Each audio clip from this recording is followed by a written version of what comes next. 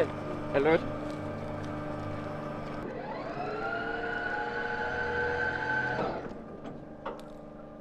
Så det her er på alle måder en historisk dag for dansk forsvar, at vi nu får en ny kapacitet introduceret igen, som er med til at skabe en større sikkerhed. Og det er det jo desværre på baggrund af den triste situation, vi ser i Ukraine, som jo også har en betydning for vores generelle situation her i Europa og også i Danmark i forhold til, hvordan vores sikkerhed er. Og derfor har vi brug for at blive bedre til at beskytte os selv.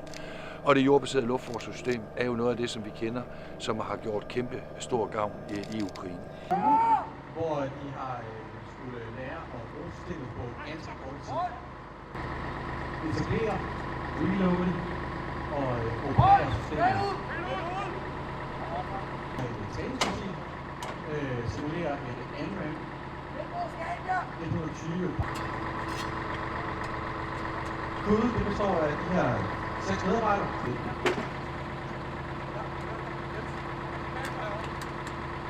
What we see behind us is ground-based air defense systems called NASAMS. So it's produced in Norway, and we have had a very good cooperation with Norway buying these systems and getting them to Denmark.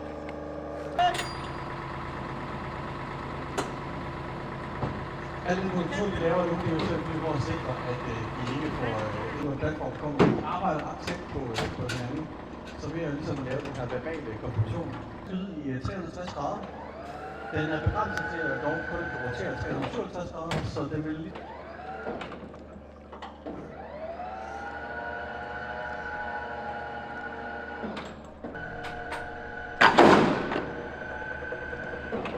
If you look at Ukraine, you can see the requirement for having air defense and also ground-based air defense, which we didn't have for many years, but now we're standing that capacity up again.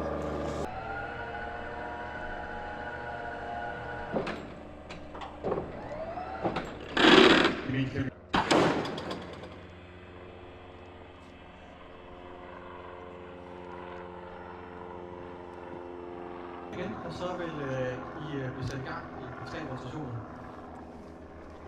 En ende, og så til den anden ende.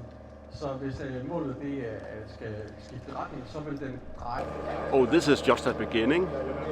So the investments that we will do will increase our capacity over the coming years and enable us to defend Denmark. Så er det faktisk meget det samme. Er det den, der styrer på benene op? Hvad tager det?